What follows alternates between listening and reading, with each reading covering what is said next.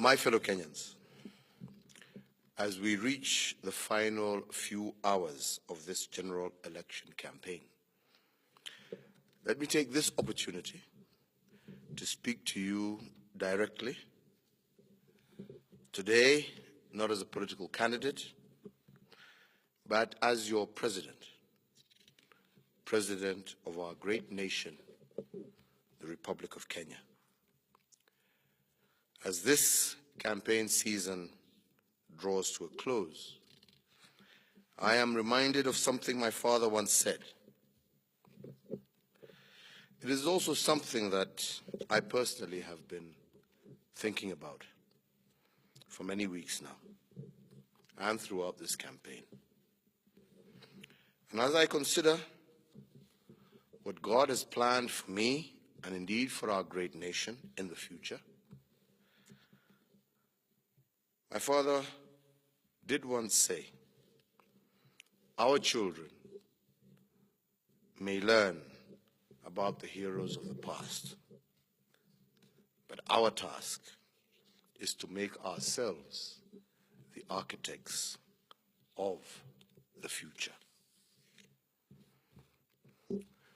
Well, indeed, my father and those who work closely with him to liberate our country are indeed my heroes. I often think about what they would say about the last 4 years of my presidency, whether they would be proud of what I have done, and what advice they would have given to me. But what I know, without any doubt, is that they would be proud of their country and us as its people. Our forefathers would be proud of the progress we have made together, of the resilience and strength that we have shown as the Kenyan people when faced with hardship and adversity, and even when confronted by the very face of evil itself. Because that, ultimately, is the spirit of the Kenyan people. I am thoroughly encouraged by the resilience of our people. We don't run away from challenges. Instead, we embrace them together. Our history as a nation is defined by our ability, time and time again, to unite and achieve the impossible. Not to simply complain from the sidelines. Our forefathers understood that all too well. And that same Kenyan spirit is as alive today as it was during the struggle for our independence. I also think about whether I live up to their call that we serve as architects of the future.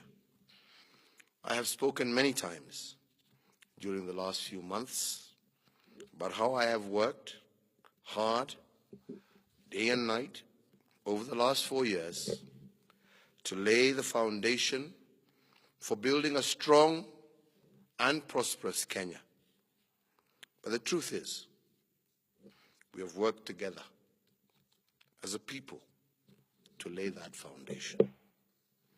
Every single Kenyan has played his or her role as an architect of our future.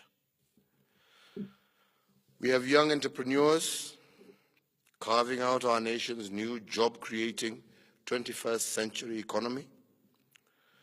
We have mothers battling the effects of drought to continue to put food on their families' tables. And we have builders forging thousands of miles of roads, railway, and electricity to connect brother to brother, sister to sister, mother to son, farmer to market, and business to consumer. I know that many Kenyans are still struggling, and we have much more work to do. But I am encouraged to see the spirit of the Kenyan people every day. The spirit of architects laying the foundation for our nation's future prosperity across every corner of our country. I know our forefathers would be proud of all of us as their children. It is indeed this spirit that I want all of us to reflect on as the national general election campaign comes to a close. Because the job of an architect also comes with enormous responsibility.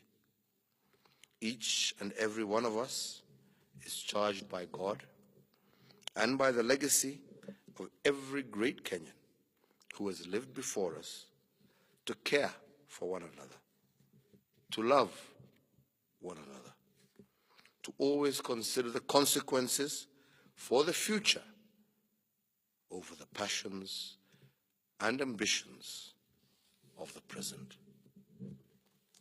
If our fathers were here today, sitting next to us, I am certain that they would urge every Kenyan to do what I am about to implore. We are all Kenyans. Our mothers and fathers all struggled so that we would all have a better Kenya and a better future.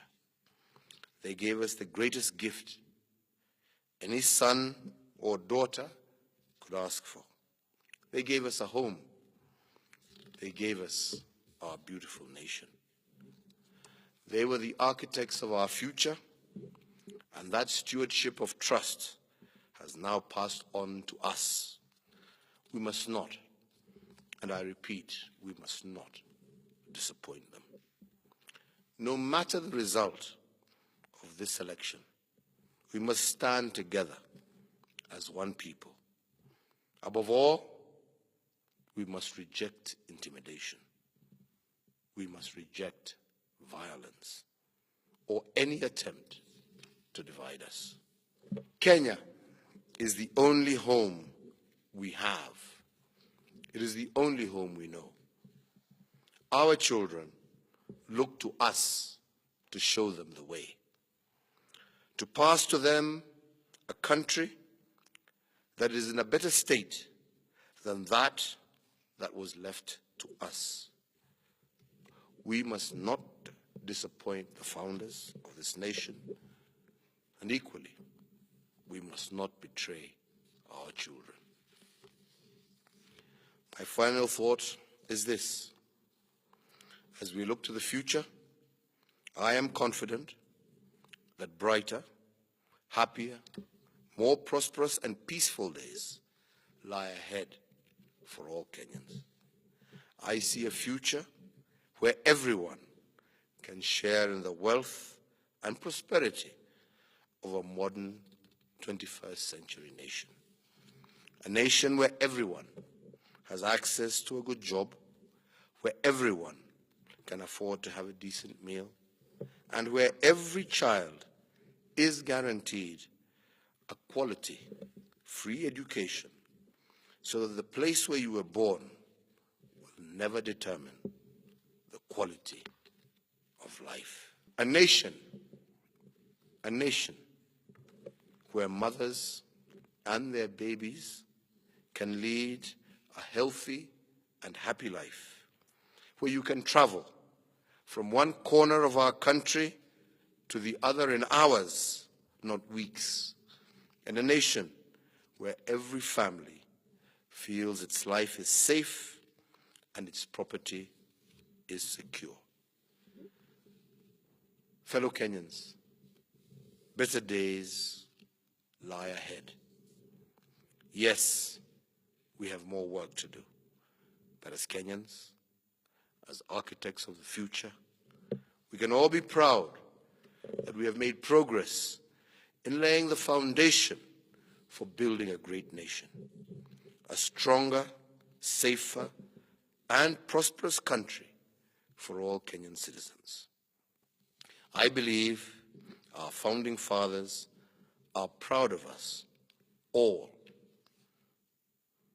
As I conclude, mine is to ask every single eligible citizen to turn out tomorrow in great numbers Do that which our democracy entitles you to do. Vote for the candidates of your choice. But my plea is that as we do so, let us do so in peace. Remembering, as I said yesterday, that after you cast your ballot, please go home. Go back to your neighbor, regardless of where he or she comes from, their tribe, their color, their religion. Your neighbor is your brother. Your neighbor is your sister. How you have voted should not in any way reflect or change the manner in which you have related to your neighbor. Shake their hand, share a meal, and tell them. Let us wait for the result. For Kenya will be here long after this general election. May God give us peace. May God give us tranquility. And may God protect this great country and her people in the future. I thank you.